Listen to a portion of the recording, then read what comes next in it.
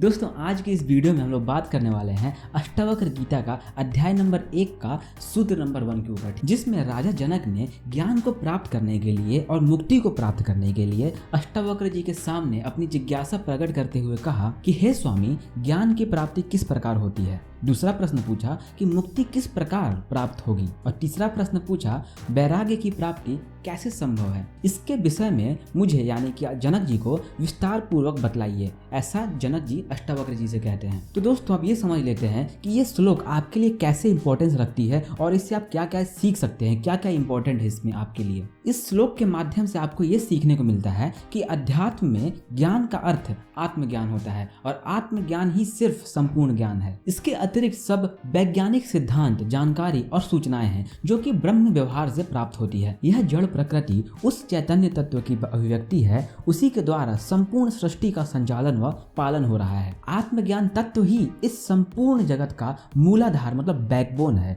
जो कि संपूर्ण जड़ चेतन में समाविष्ट है। इस इंडिविजुअल चेतनता को आत्मा कहते हैं और जो सृष्टि की चेतनता होती है उसको ब्रह्म का नाम दिया गया है, जबकि दोनों एक ही तत्व हैं। आत्मज्ञान की प्राप्ति कर लेना ही उस परम ब्रह्म को जान लेना होता है, ठीक है। और आत्मा से परमात्मा अलग नहीं होता है। यदि इस आत्मा का ज्ञान हो जाए तो सब कुछ जाना हुआ सा प्रतीत होने लगता है।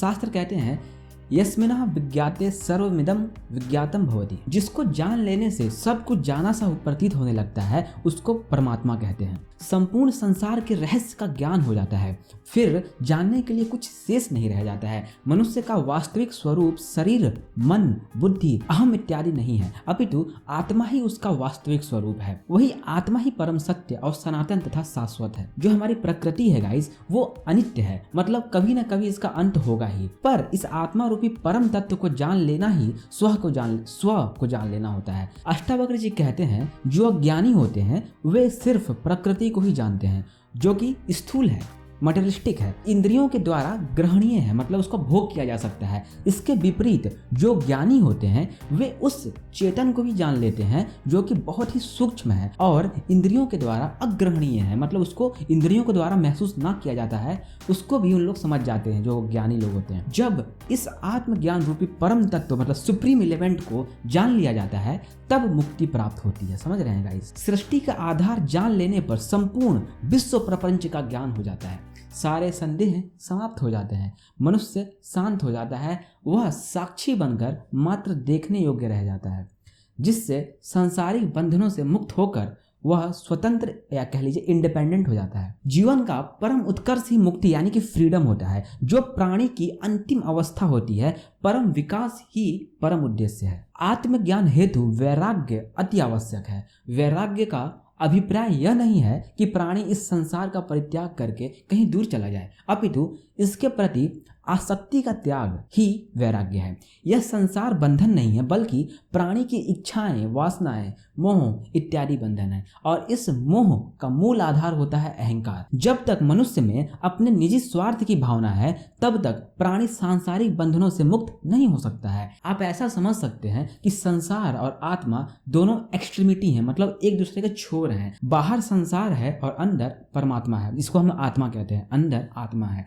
दोनों मार्ग भिन्न भिन्न दिशाओं में जा रहे हैं। जो प्राणी होते हैं, जो मनुष्य होते हैं हमारी तरह, वो दोनों के मध्य में खड़े होते हैं। यदि हम संसार की तरफ जाने वाले मार्ग पर जाते हैं तो हम परमात्मा से दूर हो जाते हैं, और यदि हम परमात्मा की तरफ जाना चाहते हैं तो हमें संसार से थोड़ा सा दूर होना पड़ेगा, परित्याग करना पड़ेगा। विषय वासना रूपी संसार से विमुख हो जाना ही वैराग्य है, उसी को वैराग्य कहते हैं। जब तक कि हमारी विचार दृष्टि और सोचने के तरीके में परिवर्तन ना हो तब तक आप कितना भी कहीं से भी भाग जाइए, जंगल में चले जाइए, पर गाइस आप उसको वैरागी नहीं कह सकते हैं, ठीक है। आगे बढ़ते हैं। यदि कोई प्राणी विषय वासना रूपी संसार का सचमुच में परित्याग कर देता है तो वह ज्ञान प्राप्त करने का अधिकारी बन जाता है। मनुष्य के अहम भाव के कारण ही लोभ, मोह, वासना इत्यादि की उत्पत्ति होती है, जिसके कारण मनुष्य इस कर्म फल के जाल में फंस जाता है, और यह जाल वह स्वयं ही अज्ञानता के कारण ही खुद से ही क्रिएट करता है, खुद से ही निर्मित करता है, जिसको सिर्फ आत्मज्ञान के द्वारा ही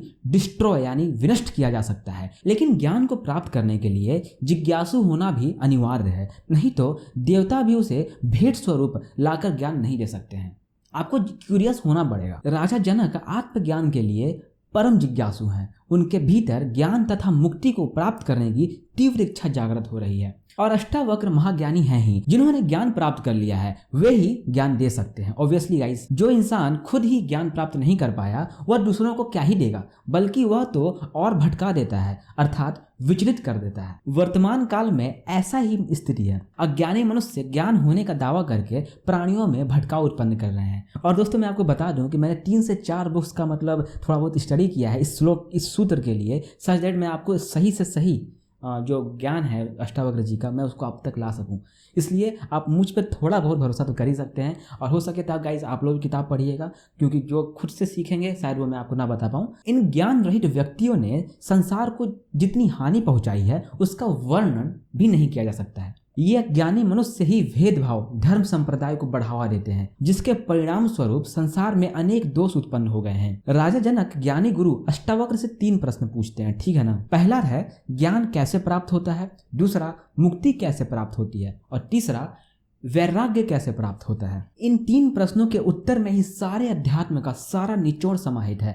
प्रत्येक मनुष्य मुक्ति प्राप्त करने के लिए कामना रखता है, लेकिन श्रेष्ठ गुरु के अभाव में वह सब कुछ करते हुए भी आत्मज्ञान रूपी परम तत्व को प्राप्त नहीं कर पाता है। और इसके गाइस 3 महत्वपूर्ण कारण है जिसके कारण कोई इंसान आत्मज्ञान को नहीं जान पाता है। पहला, स्वयं में जागरूक ना होना। जो स्वयं से जागरूक नहीं है वो ज्ञान को प्राप्त नहीं कर पाता है, आत्मज्ञान को। और दूसरा कारण है स्वयं की पात्रता का अभाव होना। और तीसरा कारण है सदगुरु का अभाव। कोई सही गुरु का अभाव जब होता है तो उसे आत्मज्ञान नहीं हो पाता है गाइस। और उसके लिए आप आचार्य प्रशांत के पास जाइएगा। ये तीनों जहां पर मिलकर एक हो जाते हैं तो ऐसी स्थिति को संगम त्रिवेणी कहा जा सकता है, तथा वहां पर चेतना अवश्य ही प्रकट होती है। ज्ञानी गुरु ही इस परम तत्व का बोध करा सकता है। क्यूरियस राजा जनक की पात्रता का परीक्षण करने के बाद अष्टावक्र ने अपनी पूरी ज्ञान शक्ति का उपयोग करके सारभूत में मतलब समरी के फॉर्म में गोली में बंद करके उनके भीतर पलट दिया और तीनों प्रश्न का उत्तर